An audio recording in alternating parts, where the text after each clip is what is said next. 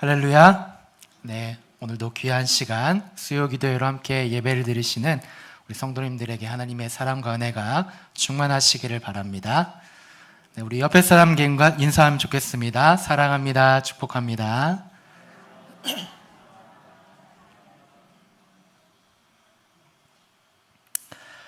세월의 속도는 나이에 비례한다라는 말이 있습니다. 그래서 10대에는 10km, 20대에는 20km, 30대에는 30km, 40, 50, 60, 70, 80. 그 속도가 점점 빨라진다고 합니다. 우리 성도님들은 지금 어떤 속도로 인생을 달려가고 계십니까? 그래서 그런지는 몰라도 요즘 많은 분들이 하는 말 중에 벌써 5월이 되었네. 한 주가 너무 빠르게 지나간 것 같아 라는 말들을 많이 하곤 합니다. 이에 대해서 어떤 전문가들은 나이가 어릴 때는 호기심도 많고 또 모든 일들을 대할 때 도전도 하고 또 경험도 많이 이렇게 받아들이고 습득하려는 그런 모습들이 있기 때문에 시간의 흐름이 조금 천천히 가는 듯한 그런 모습을 보일 때가 많이 있지만 조금 이제 나이가 들기 시작하면 어떤 새로운 도전보다는 익숙한 것이 좋고 또 반복되어지는 그런 삶의 패턴들이 많다 보니까 시간이 오히려 빠르게 흐르는 것 같은 그런 느낌을 많이 받는다고 합니다. 그런데 안타깝게도 요즘에는 젊은 세대조차도 시간이 빠르게 느껴진다는 말을 많이 한다고 합니다. 그 이유는 아무래도 우리가 살아가고 있는 이 세상이 어른 세대뿐만 아니라 우리 젊은 세대들에게도 반복적으로 또 안일하게 그런 삶이 흘러가고 있어서 모든 세대들에게 지금은 동일하게 시간이 빠르게 가고 있는 사람들이 참 많이 있다는 것이죠. 결국 우리가 사는 이 하루하루의 삶이 어떠한 도전과 변화와 그러한 경험이 없이 어떠한 반복적이고 또 익숙한 그런 삶의 모습들로 우리가 세상을 살게 된다면 시간이 빠르게 지나가는 것 같다라는 느낌을 받게 되는데, 그렇다면 우리 성도님들은 믿음의 삶을 우리가 한번 비교해 볼 때 하나님 안에서의 우리의 삶의 패턴들은 과연 어떠한가? 그러한 삶의 패턴들이 과연 빠른가 아니면 느림가? 그런 것들을 생각해 보면 좋을 것 같습니다. 무엇보다도 하나님을 믿는 이 믿음의 삶이 주님이 칭찬하시는 그런 어린아이와 같이, 항상 우리 주님께서 칭찬하시는 어린아이와 같이 믿음을 순수하게 받아들이고 또 순수하게 고백하고 또 이렇게 경험하는 그런 삶이 매일매일 우리에게 새롭게 펼쳐진다면 우리의 교회와 또 우리의 가정과 우리의 삶은 아마도 생동감 있게 시간의 흐름 속에서 안정적으로 흘러갈 수가 있을 것입니다. 그런데 변화 없이 때로는 반복적으로 익숙하게만 우리가 살아간다면 어떨까요? 반복되는 시간이 아무 의미 없이 하루하루를 지속하다 보면 한 주도 또 한 달도 허무하고 빠르게 지나가 버릴 수밖에 없다는 것이죠. 그렇기 때문에 우리는 오늘 말씀을 통하여서 다시 한번 우리가 믿음의 삶을 점검할 수 있는 그런 시간이 되면 좋겠습니다. 이 세상을 살아갈 때 믿음의 삶을 영위하면서 우리가 어떻게 살아가는 것이 올바른 삶인가?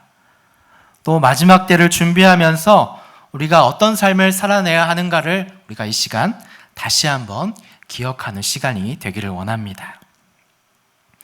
오늘 우리가 읽은 베드로전서는 어떤 내용입니까? 당시 극심한 이 고난을 당하고 있던 성도들을 위로하고 또 격려하기 위해서 베드로 사도가 전한 서신의 내용입니다. 그러면 그들이 당시에 직면하고 있었던 고난은 무엇이었을까요?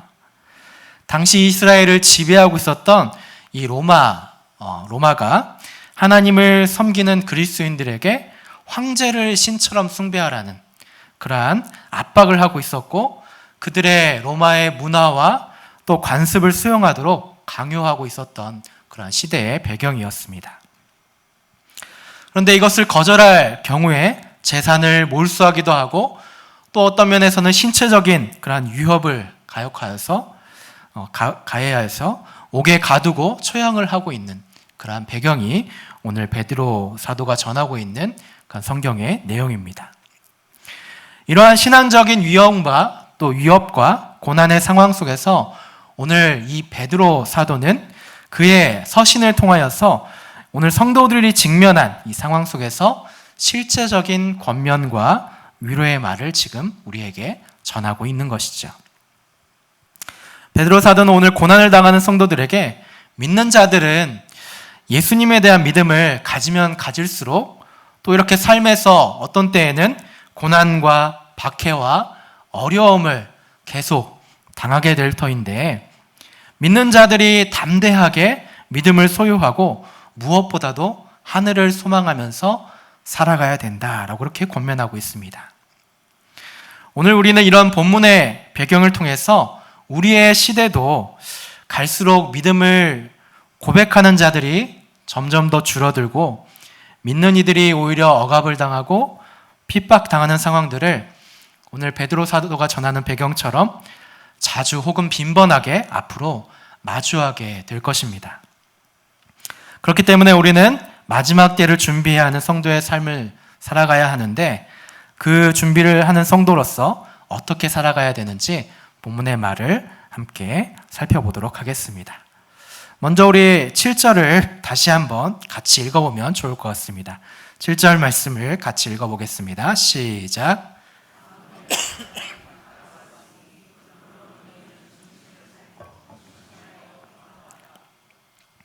베드로 사도는 마지막 때를 준비하는, 살아가는 성도가 준비해야 할 첫 번째 그 권면에 대해서 정신을 차리고 기도를 해야 된다라고 그렇게 권면의 말을 전하고 있습니다. 여기에서 말하고 있는 정신을 차리다라고 하는 뜻은 원어의 뜻을 살펴보니까 건전한 마음을 먼저 가지는 것, 혹은 합리적이고 온건하여서 신중한 마음을 가지라는 뜻도 이 정신을 차리라는 그 표현 속에 포함되어 있다고 합니다.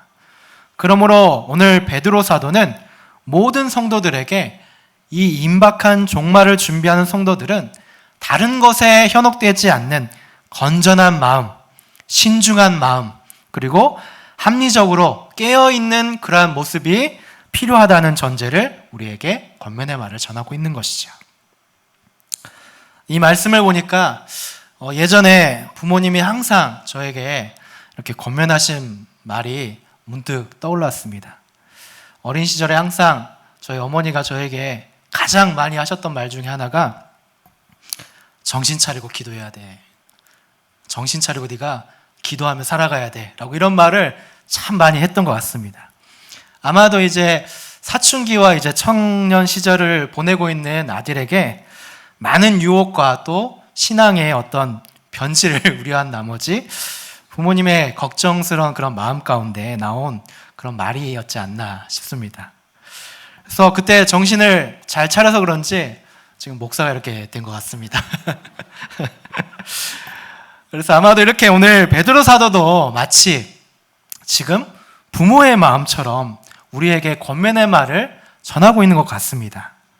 그리고 무엇보다도 이 베드로 사도의 이 권면은 어떤 자신의 좀 더 경험에서 나온 그런 간절한 권면이지 않을까 생각이 되어지기도 합니다.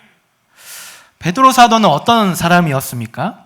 주님이 마지막을 준비하실 때 함께 있었던 제자 중에 한 사람이었는데, 깨어 기도하라고 예수님께서 이 제자들에게 말씀하셨지만 주님이 잡히시던 밤에 잠에 취해서 기도하지 않았던 제자들 중에 한 사람이었죠. 그리고 또 말고의 귀를 자르는 실수도 저지르기도 했고, 끝내는 예수님을 모른다고 하면서 저주까지 했던 사람이 바로 베드로 사도이지 않습니까? 그래서 그의 인생이 정신을 차리고 깨어있지 못했을 때 얼마나 심각한 죄를 저지르게 되었는지를 그가 아마도 경험을 했을 것입니다. 그래서 베드로 사도는 이런 자신이 경험했던 이 영적인 게으름, 또 영적인 무지가 그 결과로서 얼마나 처절했는지를 그가 오늘 떠올렸을 것입니다. 그래서 오늘 이 베드로 사도의 권면은 그가 정말 삶에서 느꼈던 이러한 경험을 통해서 간절한 마음으로 이 믿음의 성도들에게 전하는 어떠한 진실한 권면이자 그 실수를 반복하지 않기를 바라는 어떤 부모님의 마음이지 않을까라고 생각이 되어졌습니다. 우리 사랑하는 성도 여러분, 우리가 살아가는 이 세대도 베드로 사도의 이 권면처럼 이 마지막을 준비하지 않고 깨어있지 않으면 어떤 영적인 이러한 무지와 또 안일함에 놓일 수 있음을 우리가 기억해야 된다는 것이죠. 왜 그렇습니까? 이전보다 요즘 우리가 살아가는 이 시대가 하루가 다르게 변화하고 있고 또 그 변화의 흐름 속에서 우리의 모습을 조금 더 가만히 생각해 보면 때로는 주님이 원하시는 뜻과는 다른 방향으로 흘러갈 때가 많이 있다는 것이죠. 그것은 아마도 이 공중의 권세 잡은 자들이 이 세상을 장악하여서 낮에는 우리가 세상 일에 쫓겨서 바쁘게 살아가도록 그리고 지쳐 잠들도록 하고 있고 밤에는 쾌락과 향락에 빠져서 마지막 때를 마치 하나님이 없이 살아가도록 그렇게 유혹하고 있다는 것이죠. 그렇기 때문에 우리가 영적으로 깨어있지 못하다고 한다면 어떻게 될까요? 잠시만 눈을 돌려 세상을 바라보게 되면 세상에 매여서 살아갈 수밖에 없다는 것이죠. 걱정과 염려가 우리를 사로잡아서 하나님 중심의 삶보다는 당장에 먹고 살 것과 또 누릴 것에 대한 중점을 두게 되고 앞으로 살아갈 날들에 대해서만 생각하면서 살아갈 수밖에 없다는 것이죠. 그러나 오늘 우리는 베드로 사도의 이 권면처럼 그러한 유혹에 빠지지 않도록 정신을 차리고 깨어 있어야 한다는 것을 우리는 기억해야 될 것입니다. 요즘에 사람들에게 전도를 해보신 적이 있으신가요? 오늘도 제가 우리 라파 봉사자들과 함께 밖에 나가서 전도를 이렇게 하고 왔는데요. 예전보다 복음을 전하기가 참 어려운 것 같습니다. 되게 많은 사람들은 무관심하면서 그냥 지나가기가 일관되게 지나가기가 마련이고 응답하는 많은 사람들 중에서는 지금 말고 좀 나중에 가겠습니다 라고 하는 사람들도 쉽게 있습니다. 또 어떤 사람들은 좀 내가 좀 잘 지내고 편할 때 좀 그때 좀 교회를 가겠습니다 라고 이야기하는 사람들도 있었습니다. 아마도 더 많이 가지기를 원하는 또 편리하기를 원하는 인간의 속성 때문에 하나님을 믿지 못하게 되는 것이지 않을까 생각이 되어집니다. 마지막을 준비하지 않으면 이렇게 우리가 안일함과 또 때로는 편리함과 세상의 안락함만을 추구하면서 살아가기를 원한다는 것이죠. 호스피스로 사역하시는 목사님의 이야기를 들은 적이 있습니다. 삶의 마지막을 준비하는 사람들에게 하나님을 영접하게 하시는 그러한 귀한 사역이었는데 그분들에게 복음을 전할 때마다 저마다 하는 이야기가 왜 그때 그러지 않았을까? 왜 그렇게 하지 못했을까라는 후회를 많이 했다고 합니다. 자녀를 사랑하지 못한 후회, 또 부모를 사랑하지 못한 그런 후회들, 여러 가지 후회들이 많이 생각이 난다고 고백을 했습니다. 그런데 우리도 언제든 이렇게 마지막 때가 올 수가 있다는 것이죠. 그렇기 때문에 우리는 주님이 오시는 그 마지막을 준비하고 조금 더 깊이 생각해 보아야 되겠습니다. 성도로서 후회할 일들보다는 주님을 위해서 지혜롭고 또 거룩하게 준비하는 그러한 모습이 우리에게 필요할진데 오늘 베드로 사도는 우리에게 그러한 지혜로운 방법에 대해서 제시를 하고 있는 것이죠. 그것은 바로 우리가 읽은 말씀을 통해서도 알 수 있는데 기도하는 삶이 우리에게 필요하다는 것입니다. 우리가 아무리 정신을 차리고 하나님을 바라본다 하지만 기도로 우리의 삶을 무장하지 않는다면 유혹에 계속해서 빠질 수밖에 없고 또 우리의 삶이 무너질 수밖에 없다는 것이죠. 그런데 요즘 우리의 주변을 보면, 우리의 삶을 돌아보면 어떻습니까? 예전보다 기도하는 이들이 많지 않다는 것을 우리가 알 수가 있는 것이죠. 예전에는 교회에 자주 모여서 기도하는 사람들도 많았고 기도회도 참 많이 있었는데 요즘에는 줄어들고 기도하는 이들도 많이 없습니다. 아마도 급변하는 사회 때문에 자꾸만 우리가 다른 일들에 집중하다 보니까 우리의 우선순위도 자연스럽게 바뀌게 되는 것 같습니다. 그렇지만 오늘 바울 사도가 우리에게 베드로 사도가 권면하는 것처럼 정말 우리는 하나님 앞에 진실하게 또 마음을 다하는 영적인 그런 기도의 시간을 가져야 된다는 것이죠. 진실한 기도는 어떻습니까? 하늘의 문을 열고 하나님의 마음을 감동케 한다고 말합니다. 기도는 하나님과 영적인 소통을 이루게 해주고 그분의 뜻이 무엇인지를 우리에게 깨닫게 해주신다는 것이죠. 감사하게도 우리 교회에는 기도회가 많이 있죠. 새벽 기도회도 있고 수요 기도회도 있고 금요 기도회도 있고 365 기도회도 있습니다. 함께 이렇게 뜻을 모아서 기도할 수 있는 시간이 있다는 게 얼마나 감사하고 또 은혜가 되는지 모르겠습니다.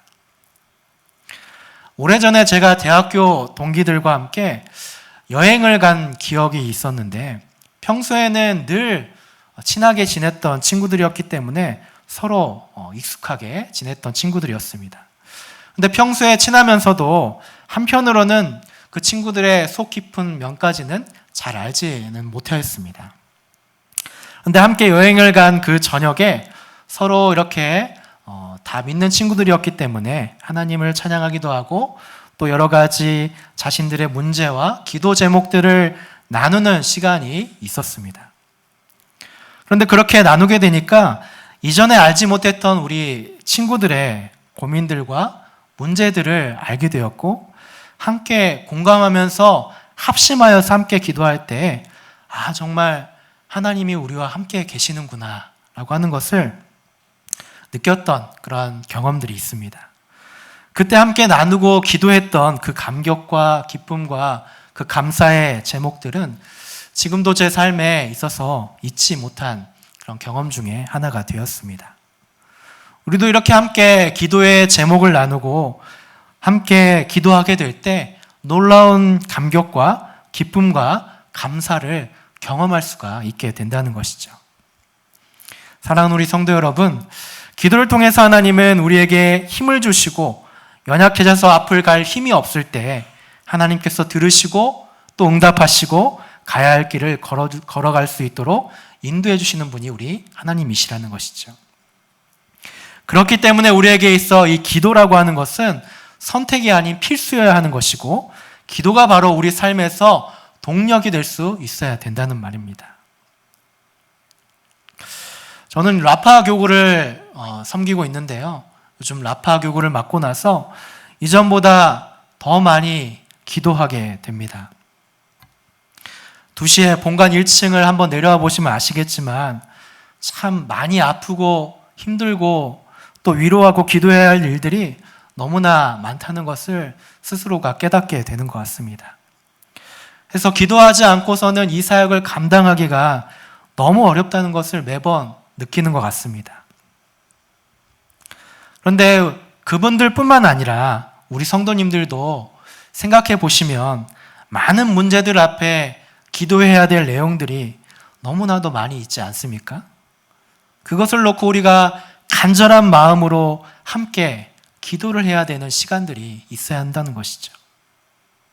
또 무엇보다 우리에게 허락하신 귀한 예친원들이 있지 않습니까?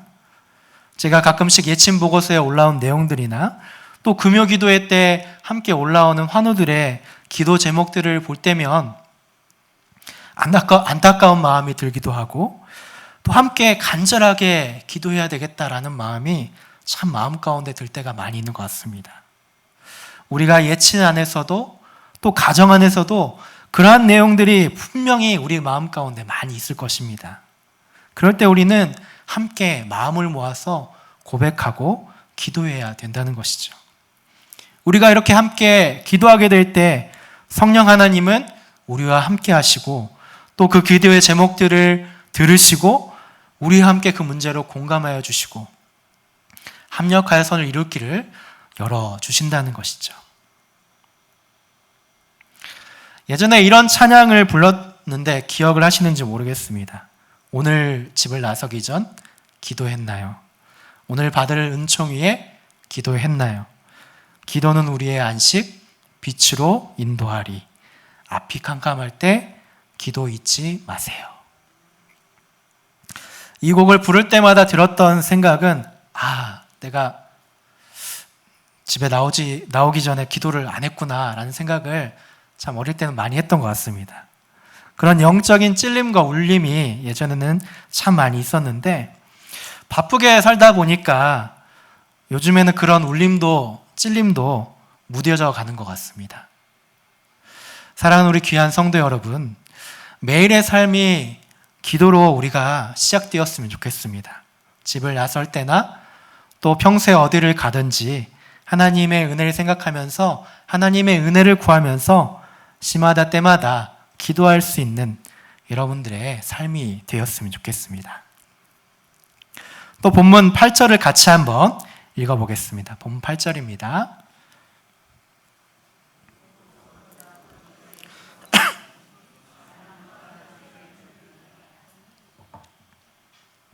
마지막 때를 살아가는 우리가 준비해야 될 두 번째 자세에 대해서 베드로 사도는 오늘 우리에게 뜨겁게 사랑하라 라고 그렇게 권면의 말을 전하고 있습니다. 뜨겁게라는 표현은 어떤 의미를 가지고 있을까요? 어떤 불에 달궈지는 그런 뜨거운 마음을 가져야 된다고 말을 하고 있는 것일까요? 오늘 본문에서 말하고 있는 이 뜨거움이라고 하는 것은 곧 우리가 이 사랑의 마음을 잃어버리지 않도록 또는 식어버리지 않도록 항상 간절한 마음으로 또는 열심을 가지고 진지하고 순결한 사랑을 이루라고 말하는 내용입니다. 마지막이 가까우게 되면 사람들은 더 각박해지고 더 악해질 것이라는 것을 우리는 알고 있습니다. 그래서 사랑이 식어지고 또 서로를 비방하면서 질투하고 서로가 아닌 나 자신만을 사랑하는 일들이 더 많아진다는 것이죠. 그래서 요즘 우리 사회를 보게 되면 사람을 죽이는 일들이 너무나도 쉽게 일어나는 것을 뉴스를 통해서 보게 될 것입니다. 왜 그런 일들이 우리 시대 가운데 일어나고 있겠습니까? 뜨거운 사랑이 식어져가는 그런 시대가 마지막 때가 가까이 오고 있다는 것입니다. 그런데 문제는 세상만 그러한 일들이 일어나지 않는다는 것이죠. 교회 안에서도 때로는 서로가 사랑하지 못하는 일들이 일어나고 시기하기도 하고 질투하기도 하고 다툼이 일어나는 그런 모습들이 보인다는 것입니다.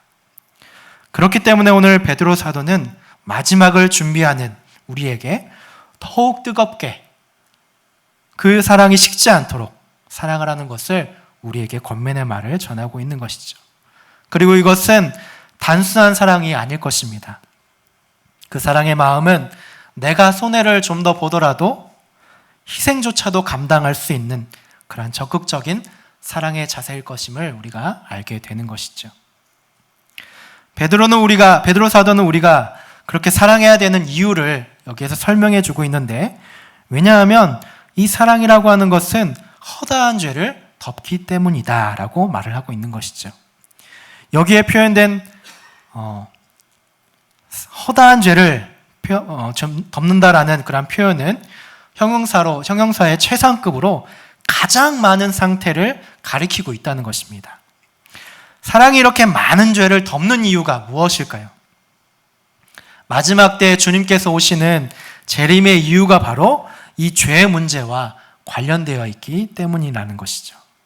사랑이 이렇게 죄로 인해서 하나님 앞에 다가갈 수 없는, 다가가지 못하게 하는 문제를 허다하게 이렇게 덮어주고 또 해결해주기 때문이라는 것이죠. 하나님께서도 우리 예수 그리스도를 이 땅에 보내주신 이유도 바로 인류의 죄를 해결해 주시기 위해서였고, 다시 재림하시는 이유도 이 죄의 세력을 제거하여서 하나님의 사랑을 하나님의 나라를 허다한 사랑으로 이루시기 위한 그런 모습이었다는 것이죠. 그래서 이 사랑이라고 하는 것은 성경의 가르침 중에서 핵심적인 표현일 것입니다. 하나님도 우리를 이렇게 사랑해 주셨기 때문에 그의 아들을 보내주셨고 십자가 사랑으로 우리를 구원해 주셨다는 것이죠. 그렇기 때문에 우리는 사랑의 마음으로 항상 마지막을 준비하면서 죄를 능히 이겨낼 수 있는 뜨거운 그 사랑의 마음이 우리에게 필요하다는 것입니다. 그러므로 우리는 사랑이 없는 이 시대 가운데 더욱 더 사랑하고 더 사랑을 고백할 수 있는 그런 고백의 삶이 될 수 있도록 되기를 원합니다. 그래서 우리 옆에 사람에게 이렇게 고백해 보면 좋겠습니다. 성도님을 진심으로 사랑합니다.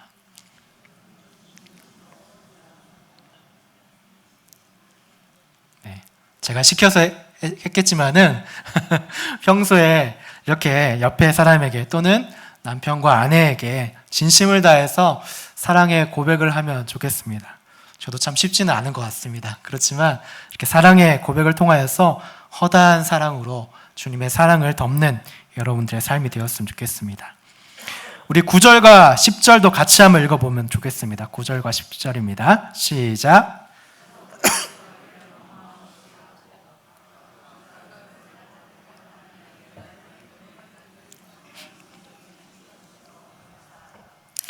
네, 베드로 사도는 사랑을 실천하면서 표현하는 방법을 구체적으로 제시하고 있는데 서로 대접하기를 원망 없이 하라고 말을 하고 있습니다. 여기에서 이야기하는 이 대접이라고 하는 단어는 친절한 혹은 사랑하는 이라는 단어와 외국인이나 손님이라는 단어와 이렇게 함께 결합되어져 있는 단어인데요. 이 말은 곧 낯선 사람을 사랑하고 환대하는 일을 의미하고 있는 것이죠.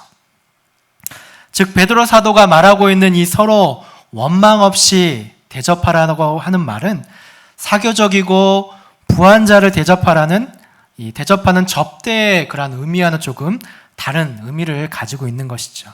오늘 이 본문의 교훈은 오히려 낯선 사람들, 나그네와 가난한 자와 그리고 때로는 원수까지도 이렇게 대접하는 것을 의미하고 있습니다. 그래서 본문의 의미를 생각할 때 보통 접대는 그것을 준비하는 대접은 보통 그것을 준비하는 주인에게 초점이 맞춰져 있지만 접대는 주인에게 초점이 맞춰져 있지만 그래서 주인에게 기쁨이 있지만 이와 달리 오늘 본문에서 언급하고 있는 이 대접이라고 하는 것은 초대받는 손님에게 집중이 되어져 있다는 것이죠. 그러면서 베드로 사도는 이 대접을 하게 될 때 원망 없이 하라라고 이렇게 우리에게 권면의 말을 전하고 있습니다. 한마디로 불만이나 불평을 가지지 말라라고 이렇게 이야기하고 있는데 앞선 의미와 같이 이 대접을 하는 일이 주인이 얻을 유익보다는 오히려 손님을 위해서 많은 것들을 헌신하고 소비해야 될 일이 많기 때문에 이 대접이라는 것이 쉽지 않은 현실성을 반영해주고 있다는 것이죠.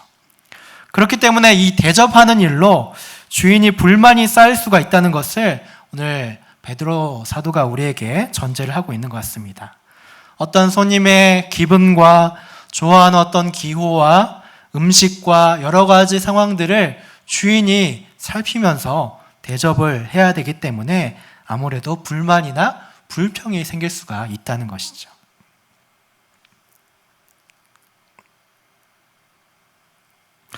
우리가 살아가는 세상도 이와 다르지 않는 것 같습니다. give and take라고 해서 무엇을 주면 때로는 무엇을 받기를 원하는 것이 세상의 모습이고 또는 우리의 모습인 것 같습니다. 그러나 우리는 오늘 베드로 사도의 권면처럼 사랑으로 불만 없이 오직 주님께 기쁨이 되는 일들로 우리가 섬겨야 되는 일들을 해야 된다는 것입니다. 할 수만 있다면 조금 더 나누고 섬기는 것에 익숙해져 가는 우리의 모습이 되어야 된다는 것이죠. 받는 사람도 기쁨이 있지만 주는 우리의 기쁨이 더 크다는 것을 깨달으면 좋겠습니다. 이러한 기쁨을 누리는 우리 모두가 되기를 바랍니다.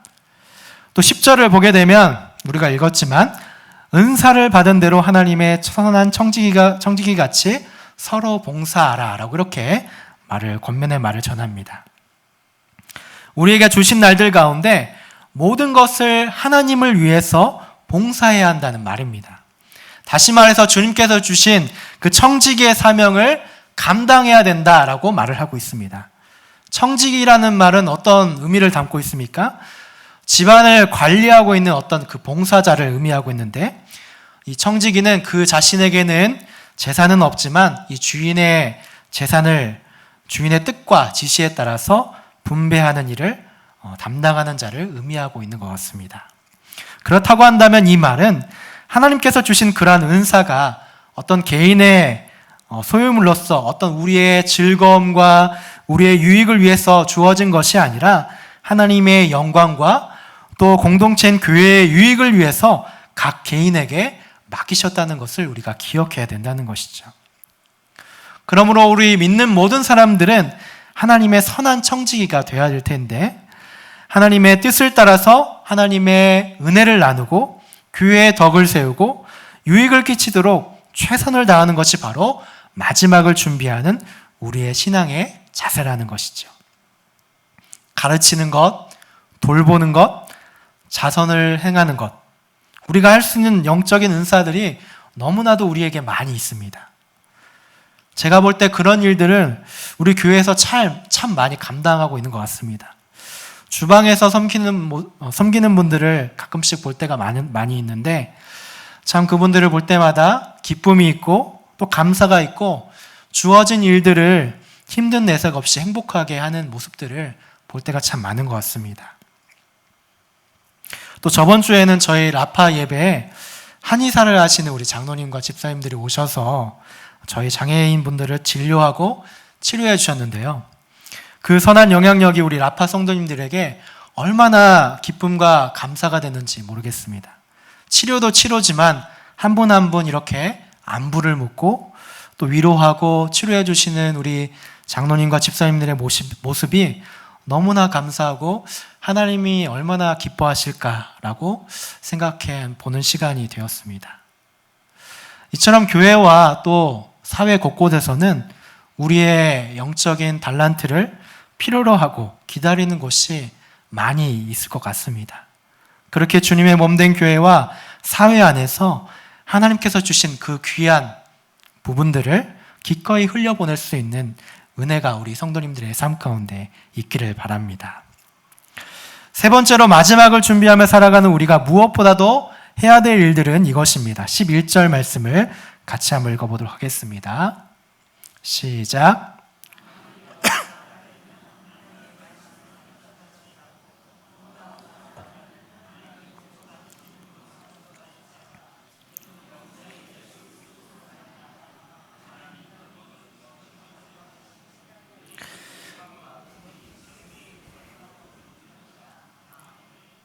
본문을 보면 만일 누가 말하려면 하나님의 말씀을 하는 것 같이 하라라고 말을 하고 있습니다. 우리가 말을 하려고 할 때 항상 하나님께 말씀하셨던 것을 생각하도록 해야 된다는 것을 권면하고 있는 것이죠. 우리가 말하는 입이 합리적이고 이성적으로 말을 하는 것이 아니라 성령의 인도하심을 따라서 우리의 자신을 복종할 수 있는 그러한 우리의 입술에 우리의 생각이, 우리 행동이 되어야 된다는 것입니다. 다시 말해서 이 말은 믿음으로 사는 사람들은 하나님의 뜻을 따라 말하며 사는 우리의 모습이 되어야 된다는 말입니다. 그렇게 우리가 남을 비방하고 깎아내리고 아무렇지 않게 상처 주는 말을 하는 것이 아니라 마치 하나님이 우리에게 말씀을 하시는 것 같이 영혼을 살리는 말, 겸손함으로 서로를 높이고 사랑하는 말들을 많이 해야 된다는 것이죠. 또한 봉사하려면 하나님이 공급하시는 힘으로 하는 것 같이 하라라고 그렇게 권면하고 있습니다. 이 말은 우리가 봉사하는데 우리의 힘과 능력으로 하는 것이 아니라 바로 하나님이 공급하시는 그 힘으로 우리가 그 모든 것들을 인식하면서 하나님이 우리의 마음의 지혜와 육체의 강건과 또 물질적인 지원을 공급하고 계신다는 사실을 기억해야 한다는 것이죠. 그렇게 할 때 우리가 하는 모든 일들이 우리가 하는 것이 아니라 하나님이 주신 일들을 깨닫게 되면서 기쁨이 되고 감사가 될 수 있다는 말입니다. 말씀을 맺겠습니다. 사랑하는 우리 성도 여러분, 마지막 때를 살아가고 있는 우리의 모습은 어떠한 모습입니까? 마지막 때가 가까웠다고 공감은 하고 있지만 여전히 우리가 세상 속에서 그들과 같은, 세상 사람들과 같은 모습이 되고 있지는 않습니까? 우리도 세상 사람들처럼 세속적이고 또 때로는 물질적이고 욕심을 채우기 위해 급급한 모습은 아닌지 우리의 삶을 다시 한번 점검해 볼 수 있는 우리의 모습이 되었으면 좋겠습니다. 그리고 오늘 베드로 사도가 우리에게 권면해 주신 것처럼 우리는 청지기의 삶을 살아내야 될 줄로 믿습니다. 마지막 때를 준비하지 않고 살아가게 되면 하나님을 믿는 믿음이 진실한 고백과 행함으로 나타나지 않고 반복적이고 또 일상적이고 은혜 없이 무기력하게 보낼 수가 있음을 우리는 경각심을 가지고 기억해야 될 것입니다. 그래서 이 어지러운 세상 풍조에 휩쓸리는 것이 아니라 더욱 영적으로 우리의 마음을 잘 차리고 정신을 차리고 경건의 시간을 가지면서 깨어있는 기도로 무장할 수 있는, 그래서 하나님의 도움을 간절하게 구할 수 있는 우리 모든 성도님의 삶이 되시기를 주님의 이름으로 축복하고 기도합니다.